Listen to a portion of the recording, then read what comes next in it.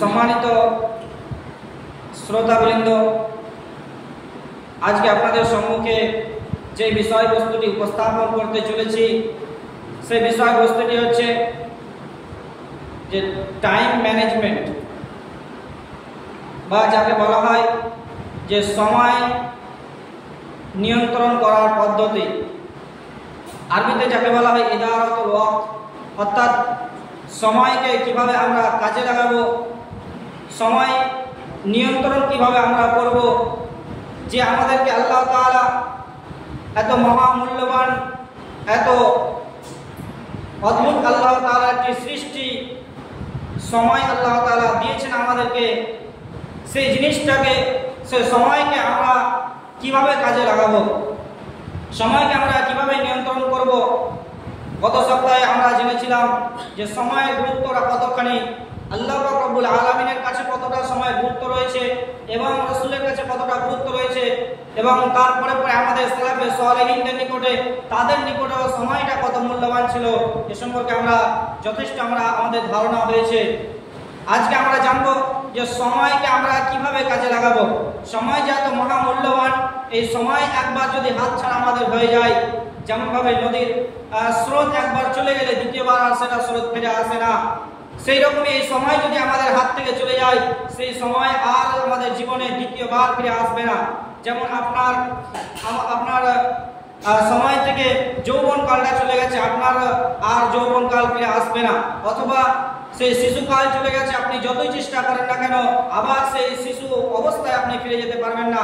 অনুরূপ আপনি যে সময়তে রয়েছেন, আপনি যেই জায়গাতে রয়েছেন, সে সময়টিকে আপনি কিভাবে কাজে লাগিয়ে আপনি সফলতা অর্জন করবেন, আপনি কিভাবে আল্লাহ পাক রব্বুল আলামিনের এই মহামূল্যবান নিয়ামতকে কাজে লাগিয়ে আপনি দুনিয়া এবং আখিরাতে সফলকাম হবেন।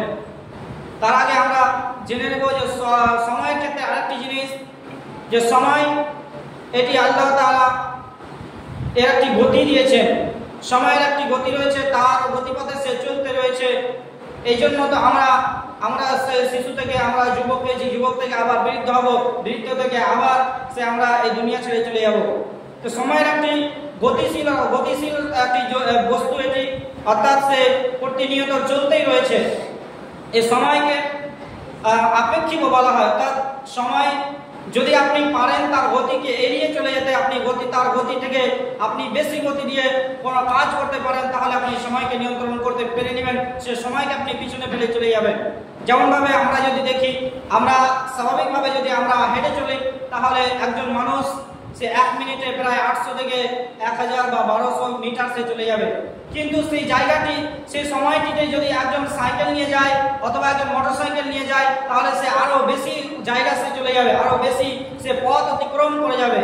কিন্তু সময় ওটাই রয়েছে, কারণ গতি বেড়ে গেছে, অর্থাৎ আপনি যে জিনিসে যাচ্ছেন অথবা আপনি যে চলছেন তার গতি বেড়ে গেছে। এইরকমই যদি কেউ ট্রেনে যায়, আবার কেউ যদি প্লেনে যায়, তাহলে প্লেনে সে আগে পৌঁছে যাবে, কারণ তার গতি আরো বেশি। এটি শুধুমাত্র এটি কুরআনে কারীম থেকেও সাবিত রয়েছে, এবং বর্তমান বৈজ্ঞানিকেরা তিনারাও এটি গবেষণা করে প্রমাণ করেছেন যে হ্যাঁ, সময় আপেক্ষিক। অর্থাৎ যদি কেউ আলোর যে গতি রয়েছে, এই আলোর গতির চাইতে যদি কেউ বেশি গতিবেগ দিয়ে কোনো যন্ত্র নিয়ে চলে যেতে পারে, তাহলে সে সময়কে পিছনে ফেলে চলে যাবে। সে সময়কে, যে পৃথিবীর যে সময়, সে সময়কে পিছনে ফেলে সে অন্য যে জায়গায় পৌঁছে যাবে, সে সময় সে পৌঁছে যাবে। আর সেই জায়গার সময় এবং এই সময়ের মধ্যে অনেক পার্থক্য রয়েছে। তাই বলা হয় যে স্থান, কাল, পাত্র ভেদে সময়ের গতি আলাদা রয়েছে, সময়ের গতিশীল পরিবর্তন হয়ে যায়। অর্থাৎ আপনি এই জায়গায় রয়েছেন, এইখান থেকে আপনি পৃথিবীর যে একটি গ্রহ, এই গ্রহের যে সময়, এর যে গতিশীল, এই গ্রহ বাদ দিয়ে অন্য গ্রহে যখন আপনি দেখবেন, অন্য গ্রহের সম্পর্কে যদি আপনি জানেন, তাহলে জানতে পারবেন তার একটি আলাদা গতিশীল রয়েছে। কোনো ব্যক্তি যদি সে পৃথিবী ছেড়ে দিয়ে, যেমনভাবে যারা মহাকাশে যান, বৈজ্ঞানিকেরা যারা মহাকাশে চলে যান, তিনারা সেখানে হয়তো 2-1 বছর থাকেন, 3 বছর থাকেন। সে সময় তার ভাই অথবা তার যে বন্ধু থাকতো, সে আবার যদি ফিরে এসে যাবে 3 বছর পরে, তার থেকে অনেক সময় সে এগিয়ে গেছে। অর্থাৎ সে যদি যুবক অবস্থায় যায়, তাহলে কয়েক বছর পরে এসে দেখবে যে তার সাথী বন্ধুদেরকে সে দুনিয়াতে কিন্তু তারা বয়স্ক হয়ে গেছে, কিন্তু সে যুবকই রয়েছে, কেননা সেখানকার সময় ভিন্ন, সেখানকার সময়টি গতিশীল নয়, সেখানে কিন্তু সময়টি কিন্তু দ্রুত চলছে না যেরকমভাবে পৃথিবীতে চলছে। তাই বর্তমান বৈজ্ঞানিকেরা তিনারা রিসার্চ করে বলেছেন যে সময় হচ্ছে আপেক্ষিক, আর এটা আল্লাহ পাক রব্বুল আলামিন তিনি কোরআনে কারিমের মধ্যে বলেছেন এবং রাসূলুল্লাহ সাল্লাল্লাহু আলাইহি সাল্লাম তিনি কিয়ামতের দিনের সম্পর্কে বলতে গিয়ে বলেছেন যে সেই দিনটি হবে এই দিনের তুলনায় 500 বছরের বেশিও, 50,000 বছরের বেশি হবে। অর্থাৎ রাসূল করিম সাল্লাল্লাহু আলাইহি ওয়াসাল্লামের সেই কথা থেকে আমরা বুঝতে পারি যে সময়টা হচ্ছে আপেক্ষিক, সময় স্থান ভেদে পরিবর্তন হয়। এবং আল্লাহ পাক রব্বুল আলামিন কোরআনে কারিমের মধ্যে তিনি বলেছেন যে আল্লাহ তাআলা তিনি কোরআনে কারিমের মধ্যে এটা উল্লেখ করেছেন। আল্লাহ তাআলা সূরা আল মাআরিজের 4 নম্বর আয়াতের মধ্যে বলেন তা'রুজুল মালায়েকাতু ওয়া রূহু ইলাইহি ফি ইয়াউমিন কানা মিকদারুহু 50,000 সানা। এখানে আল্লাহ তাআলা কিয়ামতের দিনের কথা বলেছেন যে সেই দিন মানুষেরা সেই দিনটি এই যে এমন একদিন হবে যে এই পৃথিবীর 50,000 বছরের সমান একটি দিন হবে। তো এখানে সেই দিনের একদিন এবং পৃথিবীর 50,000 বছরের সমান সেখানকার একদিন। অতএব যদি আমরা দেখি তাহলে সেটা পরিবর্তন হয়ে গেল, সময়ের যে গতি সেটা পরিবর্তন হয়ে গেল, সময়ের যে ডেফিনেশন রয়েছে, সময়ের যে সংজ্ঞা রয়েছে সেই দিনের জন্য কিন্তু তখন আলাদা হয়ে যাবে। একটি দিন কিন্তু সেই দিনটি এই পৃথিবীর দিনের তুলনায় সে 50,000 দিনের চেয়েও বেশি সেই দিনটি সময় হবে। এবং রাসূল করিম এবং আরেকটি অন্যান্য আয়াতের মধ্যে যেমন এসেছে যে আল্লাহ পাক রব্বুল আলামিন সূরা হজ্জের মধ্যে বলেছেন যে সেখানে বলা হয়েছে 1000 বছরের সমান হবে। অতএব 50,000 বছর হোক অথবা 1000 বছর হোক সেদিকে যাচ্ছে না, সেটা তাফসীর আলাদা রয়েছে। আমরা এখান থেকে এটা বুঝতে পারি যে বর্তমানে 1400 বছর পরে বৈজ্ঞানিকরা এটা প্রমাণ করেছে যে সময় এটা হচ্ছে আপেক্ষিক, এটা হচ্ছে স্থানভেদে পরিবর্তন হয়, এর গতি পরিবর্তন হয়। কিন্তু এর প্রমাণ রাসূল করিম সাল্লাল্লাহু আলাইহি ওয়াসাল্লাম আজ থেকে 1450 বছর আগে তিনি দিয়ে গেছেন। সম্মানীয় উপস্থিতি, সময় অতি মহামূল্যবান। এই সময়কে কাজে লাগাতে হলে আমাদেরকে 24 ঘন্টার মধ্যে যে সব থেকে গুরুত্বপূর্ণ যে সময়টি রয়েছে সেই সময়টিকে আমাদেরকে কাজে লাগাতে হবে, আর সেটি হলো যে সকালের সময় অর্থাৎ ফজরের সময়। এই ফজরের সময় এত মহামূল্যবান যে এই সারা দিনের মধ্যে যে কল্যাণ যে নেই, এই সারা দিনের মধ্যে যে কল্যাণ আছে তার মধ্যে সব থেকে বেশি কল্যাণ রয়েছে এই সময় সকালের মধ্যে। এই সকালের সময়টিকে, ফজরের সময়টিকে যদি কেউ কাজে লাগিয়ে নিতে পারে তাহলে সে দুনিয়াতে সাকসেসফুল হয়ে যাবে, সে দুনিয়াতে সফলতা অর্জন করবে। বর্তমান বিংশ শতাব্দীর একজন লেখক, তিনি একজন খ্রিস্টান লেখক, তিনি একটি এই সম্পর্কে বই লিখেছেন দ্য মিরাকেল অফ মর্নিং অর্থাৎ সকালের জাদু। তিনি সকালের সময়টিকে জাদু বলেছেন যে কোনো যদি জাদু সত্যিকারে দেখতে হয় তাহলে এই সকালের সময়টিকে দেখো, এই সকালের সময়টিকে যদি কাজে লাগিয়ে দিতে পারো। তিনি বইয়ের মধ্যে উল্লেখ করেছেন যে এই সকালের সময়কে যদি কেউ কাজে লাগিয়ে দিতে পারে তাহলে এটি জাদুর মতো সে কাজ করে এবং সে দুনিয়াতে সে সফলতা অর্জন করবে, সে দুনিয়াতে সে সফলতার চূড়ান্ত শিখায় পৌঁছে যাবে।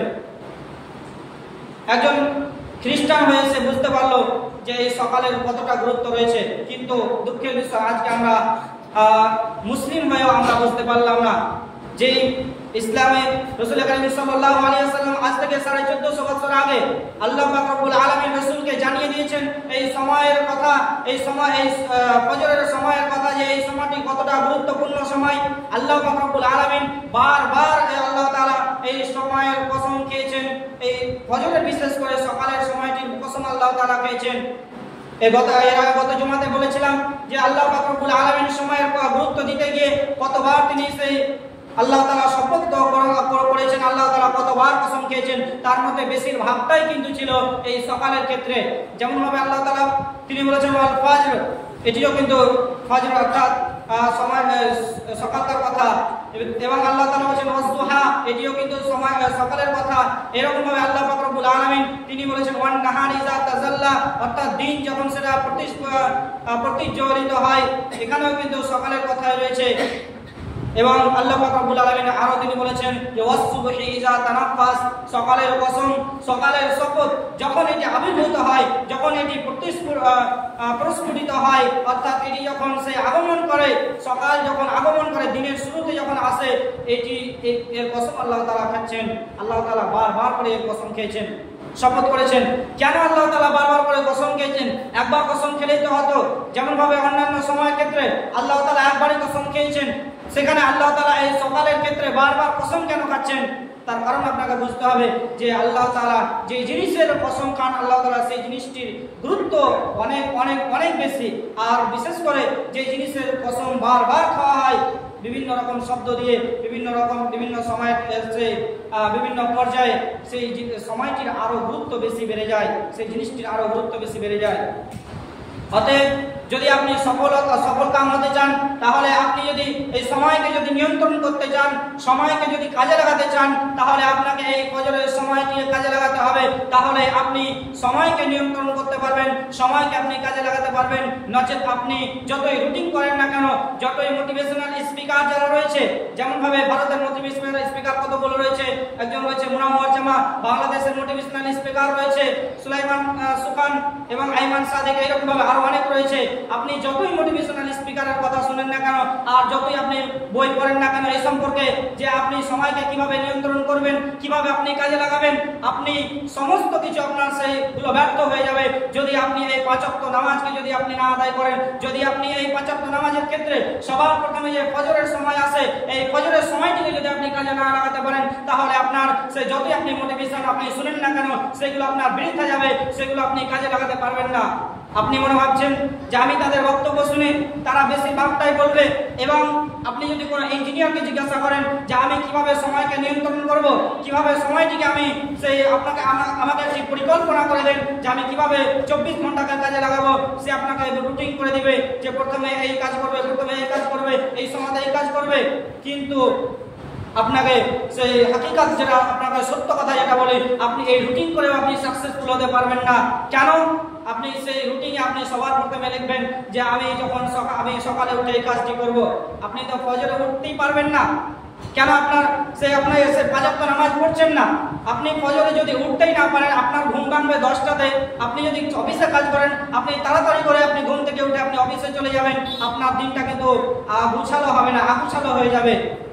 যে ব্যক্তি ফজরকে কাজে লাগাতে পারবে না, ফজরের সময়ে যে ব্যক্তি ঘুম থেকে জাগতে পারবে না, সেই ব্যক্তির দিনটি গুছালো হবে না, সেই ব্যক্তির দিনটি ভালো যাবে না, সেই ব্যক্তির দিনটি সেই ব্যক্তি সফলতার চূড়ান্ত শিখরে পৌঁছাতে পারবে না। কেননা এই সময়টি বরকতপূর্ণ সময়, এই সময়টি অতীব গুরুত্বপূর্ণ সময়। এই সময় আল্লাহ পাক রব্বুল আলামিন বরকত নাজিল করে থাকেন। এই সময় আল্লাহ পাক রব্বুল আলামিন তিনি যে মূলনীতি রয়েছে তার পৃথিবী চালানোর ক্ষেত্রে, তিনি সমস্ত জিনিসকে এই সকাল থেকে কিন্তু তিনি শুরু করেন।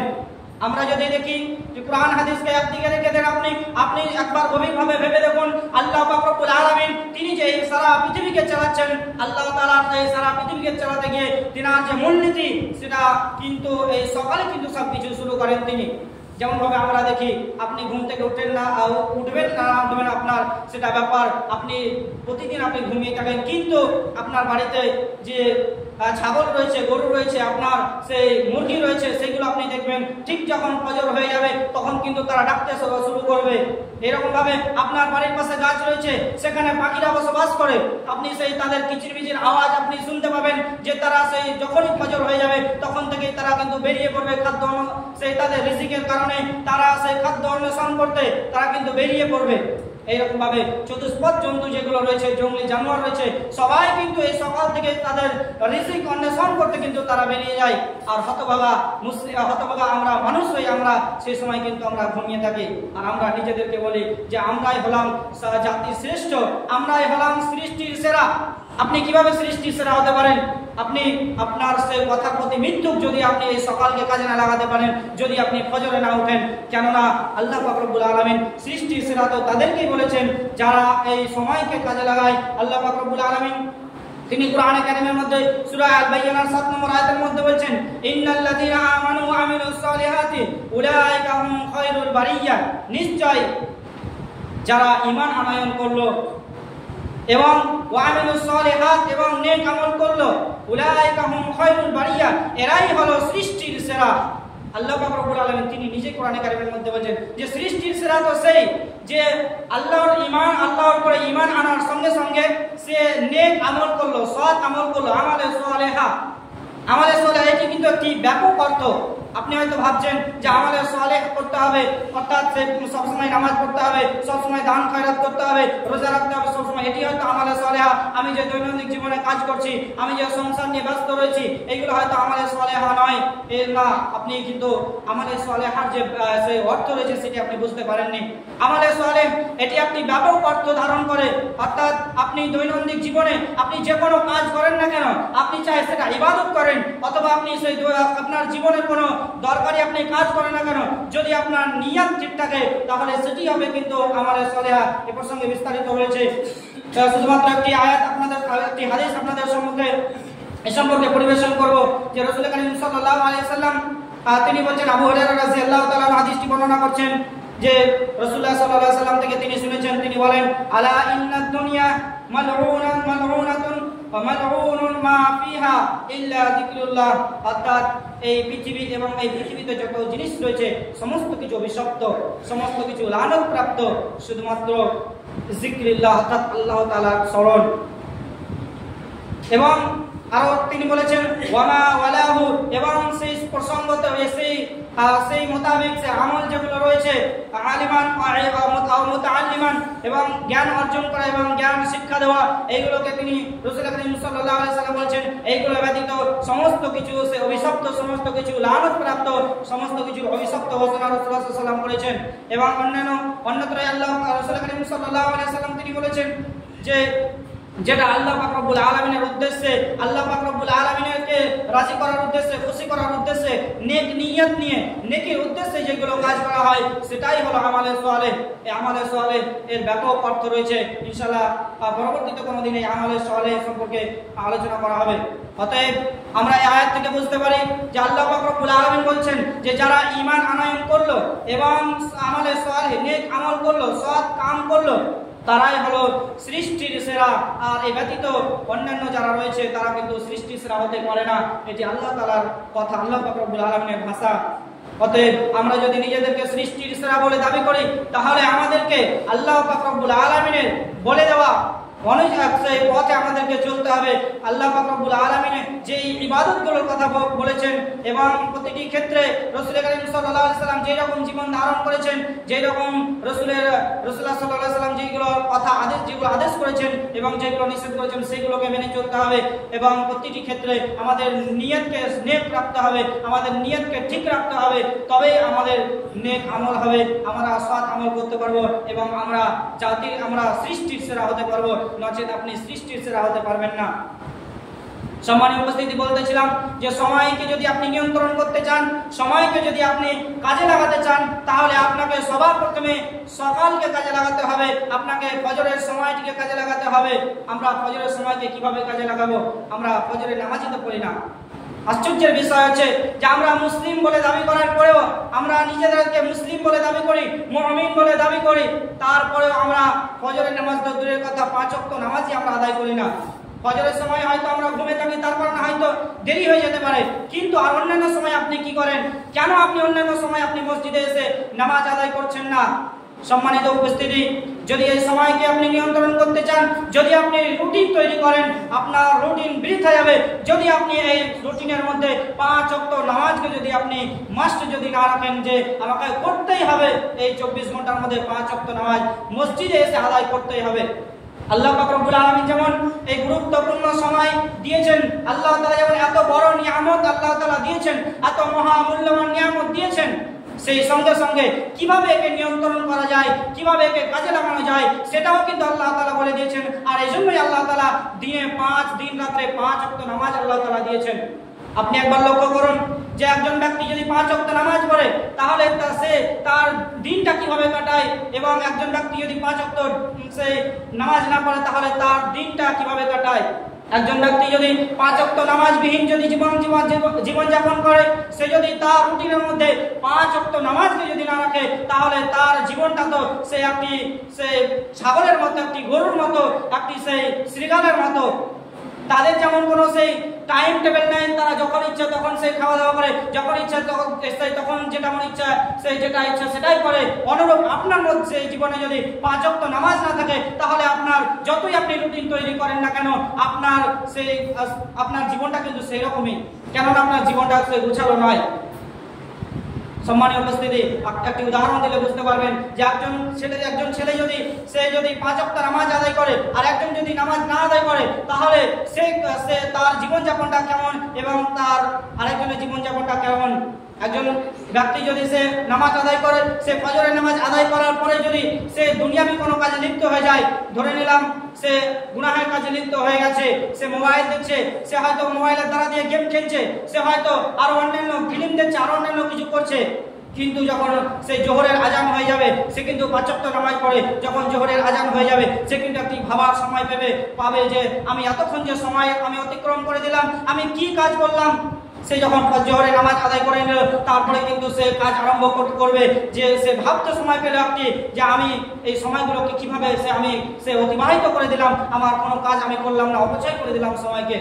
আবার সে যদি জোহর থেকে আসর পর্যন্ত সে যদি কোনো কাজ না করে, সে আবারও সময়টিকে অপচয় করে, আবার যখন আসরের সময় হয়ে যাবে, সে ভাববে যে আমি আবারও সেই সময়টিকে অপচয় করে দিলাম, আমি সেই কোনো কাজে আমি সময়টিকে লাগাতে পারলাম না, সে একটি ভাবার সময় পাবে। এইরকম ভাবে প্রত্যেকবার যখন 5 বার সে নামাজের সময় হবে, তখন প্রতিবার সে ভাবার সময় পাবে। আর একজন ব্যক্তি যদি সে নামাজ না পড়ে, তাহলে সে কোথায় ভাববে? সে তো উঠবে বেলা 10টার সময়, সে তো উঠবে বেলা 11টার সময়, সে কখন জোহর হবে, কখন আসর হবে, কখন সে বিকাল হয়ে গেল, কখন সন্ধ্যা হয়ে গেল, সে তো কোনো টেরই পাবে না। এবং সে দেখা যাবে শেষের বেলায় যখন রাত 10টা বেজে যাবে, ঘুমাবার সময় হবে, সে আমার মাথায় হাত দিবে, বলবে ভাই আমার এই কাজটি হলো না, আমার এই কাজটি আজকে জরুরি ছিল, এরকম সে তার কাজগুলো মিস হয়ে যাবে। সম্মানীয় উপস্থিতি, বলতেছিলাম যে সময়কে যদি আপনি নিয়ন্ত্রণ করতে চান, তাহলে সব থেকে গুরুত্বপূর্ণ যে সময়, আপনাকে ফজরের সময়টিকে কাজে লাগাতেই হবে, কেননা এই সময় বরকত নাজিল হয়। আল্লাহ পাক রব্বুল আলামিনের নবী তিনি রাসূল করিম সাল্লাল্লাহু আলাইহি সাল্লাম তিনি হাদিস শরীফের মধ্যে বলছেন যে সাকরাল গামিদি রাদিয়াল্লাহু তাআলা আনহু হতে হাদিসটি বর্ণিত রয়েছে, রাসূল করিম সাল্লাল্লাহু আলাইহি সাল্লাম বলেন, আল্লাহুম্মা বারিক লি উম্মতি ফি বুকুরিহা, হে আল্লাহ তুমি আমার এই উম্মতের মধ্যে, তুমি আমার এই উম্মতের সকালের মধ্যে তুমি বরকত নাযিল করো। রাসূল করিম সাল্লাল্লাহু আলাইহি সাল্লাম এই সকালের জন্য, তিনি উম্মতের জন্য এই সকালের বরকতের ক্ষেত্রে রাসূলুল্লাহ সাল্লাল্লাহু আলাইহি সাল্লাম তিনি কিন্তু দোয়া করেছেন। এটি এখান থেকে প্রমাণিত হয় যে সকালবেলায় কিন্তু আল্লাহর পক্ষ থেকে মানবের জন্য, মানুষের জন্য, পশু পাখির জন্য, সকলের জন্য কিন্তু বরকত নাজিল হয়।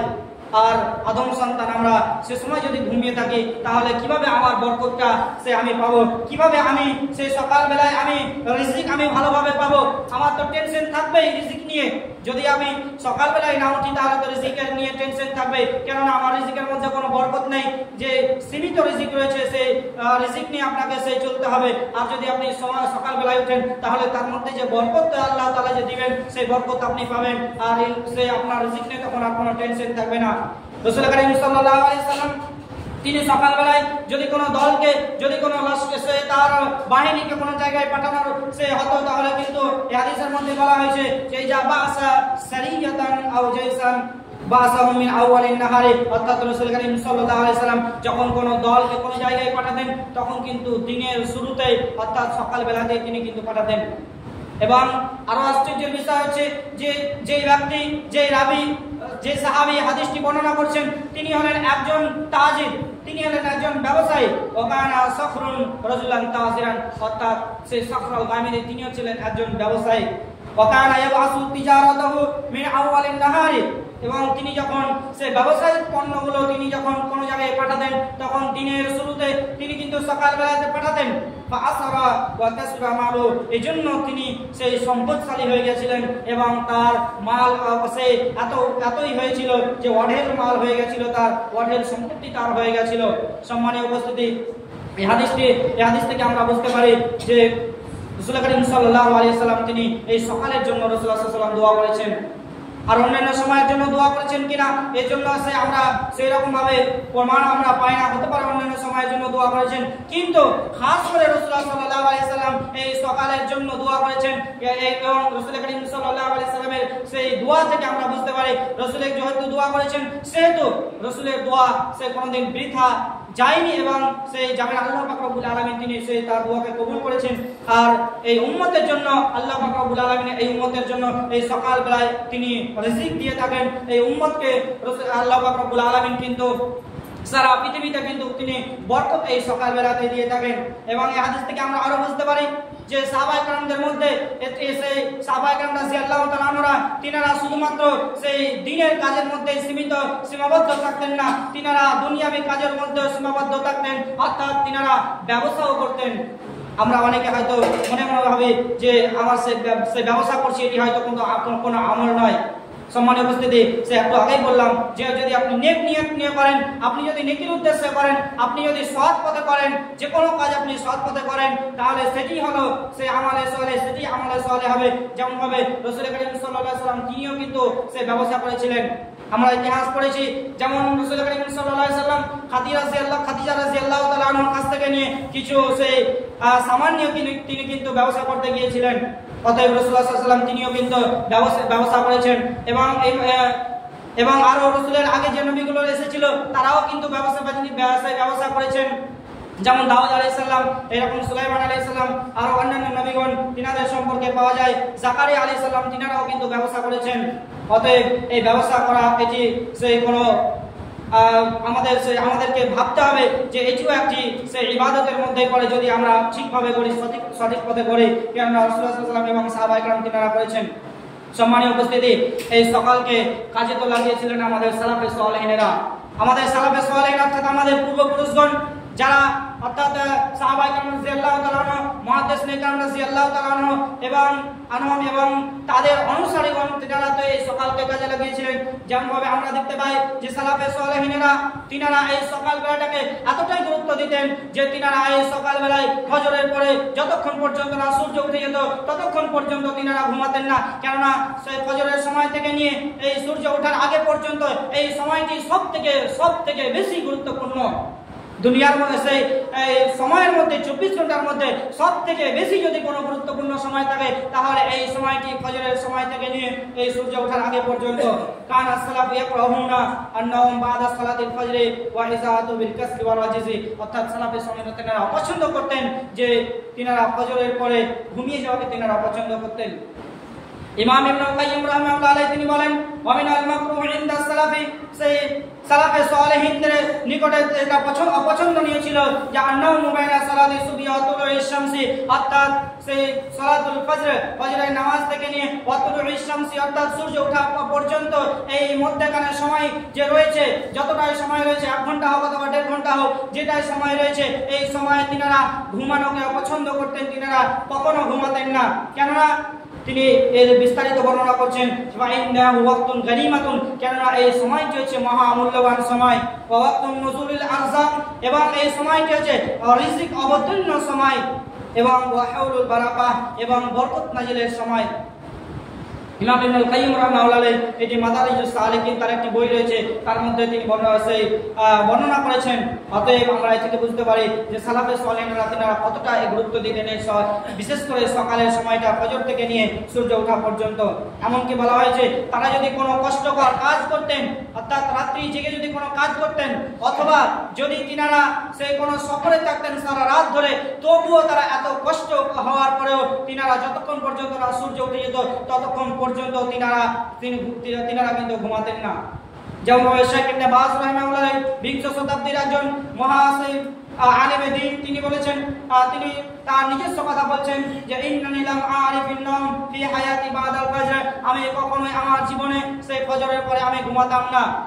তিনারা এই জন্য তো আজকে সেই তাদের নামগুলো স্বর্ণাক্ষরে লেখা রয়েছে, তাদের ইতিহাসের পাতায় তাদের নাম উঠে গেছে। কেননা তিনারা এই সময়গুলোকে কাজে লাগাতেন, তিনারা এই সময়গুলোতে নামাজ পড়ার সাথে সাথে তিনারা ইলম অর্জন করতেন, তিনারা কিতাব সেই পড়ার কাজে ব্যস্ত হয়ে যেতেন, তিনারা লেখালেখির কাজে ব্যস্ত হয়ে যেতেন, এবং আরো অন্যান্য যে সৎ পথে দুনিয়াবি কাজগুলো করতেন সেইগুলোতে ব্যতিব্যস্ত হয়ে যেতেন। এই সময়গুলোতে তিনারা এই সময়টিকে কাজে লাগাতেন। এই জন্য তো তিনারা আমাদের মধ্যে সেই তারা তিনারা স্মরণীয় হয়ে রয়েছেন। আজকেও যদি আমরা এই সময়কে কাজে লাগাতে পারি, সেই সময়ই রয়েছে, এমনটা নয় যে সাহাবায়ে কেরাম রাদিয়াল্লাহু তাআলা আনহুদের সময় যে সকালটা ছিল, তাবেঈনদের সময় যে সময়টা সকালটা ছিল, সেই সময়টা আজকে হয়তো পরিবর্তন হয়ে গেছে, সেই সকালটা হয়তো আজকে অন্য সময় হয়ে গেছে। অথবা আল্লাহ তাআলা সে সময় যে বরকত নাযিল করতেন, সে সময় যে আল্লাহ তাআলা যে রিজিক অবতীর্ণ করতেন, আল্লাহ তাআলা হয়তো সেই রিজিক আজকে অবতীর্ণ করেন না। আল্লাহ তাআলা তিনি রয়েছেন এবং আল্লাহ তাআলা তিনি আজকেও সেই প্রতিনিয়ত তিনি প্রতিদিন তিনি সেই সকাল বেলায় যেমন ভাবে সে সময় রিজিক অবতীর্ণ করতেন, যেমন ভাবে সে সময় বরকত নাযিল করতেন, অনুরূপ আল্লাহ তাআলা সেই আজকের সময়েও কিন্তু আল্লাহ তাআলা রিজিক অবতীর্ণ করে থাকেন, তিনি বরকত অবতীর্ণ করে থাকেন। অতএব সময়কে নিয়ন্ত্রণ করতে হলে এই সকাল বেলাকে কাজে লাগাতে শিখুন। এই সকাল বেলাকে কাজে লাগিয়ে আপনি সময়কে নিয়ন্ত্রণ করতে পারবেন। আপনি সময়কে যদি আপনি নিয়ন্ত্রণ করতে চান, তাহলে আপনার 5 ওয়াক্ত নামাজের বিকল্প সেই কিছুই নেই। আপনি 5 ওয়াক্ত নামাজ যদি আপনি আপনার সেই প্রতিনিয়ত যদি আপনি রাখেন, তাহলে আপনার একটি রুটিন অটোমেটিক তৈরি হয়ে যাবে, যেটি আল্লাহ তাআলা তৈরি করে রেখেছেন। এবং এরপরেও আপনি যদি এই সময়কে নিয়ন্ত্রণ করার জন্য, সময়কে কাজে লাগানোর জন্য যদি আপনি কৌশল অবলম্বন করেন, যদি আপনি রুটিন তৈরি করতে চান, তাহলে আপনাকে বলি যে আপনি সেই রুটিনের মধ্যে 4টি জিনিস আপনি রাখবেন। 1 নম্বর হচ্ছে যে জিনিসগুলো সে অতীব জরুরি এবং গুরুত্বপূর্ণ, অর্থাৎ আপনি সেই যে রুটিন তৈরি করবেন সেখানে আপনি 4 ধরনের জিনিস আপনি রাখবেন। 1 নম্বর হচ্ছে যেটি আপনি পরবর্তী দিনে, অর্থাৎ আজকে আপনি রুটিন তৈরি করছেন যে আগামীকাল থেকে আমি এই রুটিন অনুযায়ী চলবো, তাহলে আপনি সেই প্রথম নম্বরে যেটা রাখবেন যে গুরুত্বপূর্ণ জিনিস সেই যেগুলো রয়েছে এবং সেই জরুরি রয়েছে, অর্থাৎ আপনাকে কাল অবশ্যই করতেই হবে এই জিনিসটা। যদি আপনি না কালকে না করেন, তাহলে আপনার হয়তো অনেক লস হয়ে যাবে এবং এই জিনিসটি কিন্তু গুরুত্বপূর্ণ, এই জিনিসগুলোকে প্রথমে আপনি রাখবেন। দ্বিতীয় নাম্বার হচ্ছে যেটি জরুরি নয় কিন্তু গুরুত্বপূর্ণ, অর্থাৎ এমনও কাজ রয়েছে যেগুলো জরুরি নয় কিন্তু গুরুত্বপূর্ণ। যেমন ভাবে ধরুন যে আপনার কাজের পাশাপাশি আপনার হয়তো পিতামাতা অন্য জায়গায় থাকছে, তাদের খোঁজ খবর নেওয়া এটি গুরুত্বপূর্ণ, কিন্তু সেই আপনাকে এই যে আগামীকালকে নিতেই হবে এটি জরুরি নয়। এইরকম ভাবে তৃতীয় নাম্বার হচ্ছে সেই এমন কাজ যেগুলো জরুরি কিন্তু গুরুত্বপূর্ণ নয়, অর্থাৎ এমন কাজ রয়েছে যেগুলো কালকে করতেই হবে আপনাকে, কিন্তু সেই কাজটি খুব একটা গুরুত্বপূর্ণ নয়। এইরকম আপনি সেই যে কাজ রয়েছে সেগুলোকে 3য় নম্বরে রাখবেন এবং 4র্থ নম্বরে রাখবেন যেগুলো জরুরিও নয় এবং গুরুত্বপূর্ণও নয়, অর্থাৎ যে জিনিসটার কারণে আপনার সময় অপচয় চলে যাচ্ছে সেই জিনিসটাকে আপনি 4 নম্বরে রাখবেন। আর এখানেই আমরা বেশিরভাগ ভুল করে থাকি। আমরা অনেকে অনেক পরিকল্পনা করি, আমরা ঘুমাবার সময় পরিকল্পনা করি যে আমি কালকে এটা করব, আমি সেই পরিকল্পনা করে নিলাম, কিন্তু আমাকে কি করতে হবে না, অর্থাৎ কোন জিনিসটা আমি বাদ দেব, কোন জিনিসটার কারণে আমার মেন কাজগুলো ছুটে যাচ্ছে, এই জিনিসটা কিন্তু আমরা সেই রুটিনের মধ্যে রাখি না। অবশ্যই আপনাকে এই রুটিনের মধ্যে এই জিনিসটা রাখতে হবে, তাহলে কিন্তু আপনি সাকসেসফুল হতে পারবেন, আপনি সময়কে সেই কাজে লাগাতে পারবেন। সম্মানীয় উপস্থিতি, সময় যেহেতু হয়ে গেছে, সময়ে গুরুত্ব দিতে গিয়ে আজকে আমরা আর আগে বাড়ছি না। আল্লাহ পাক রব্বুল আলামিনের কাছে পরিশেষে দোয়া করি, আল্লাহ পাক রব্বুল আলামিন যাতে করে আমাদেরকে প্রত্যেকটি ব্যক্তিকে আমাদেরকে সময় যে আল্লাহ তাআলা আমাদেরকে মহামূল্যবান জিনিস দিয়েছেন, তার এক অদ্ভুত সৃষ্টি, তার এক অদ্ভুত সেই আল্লাহ পাক রব্বুল আলামিন যে নিয়ামত আমাদেরকে দিয়েছেন, সেই সময়কে যাতে আমরা কাজে লাগাতে পারি।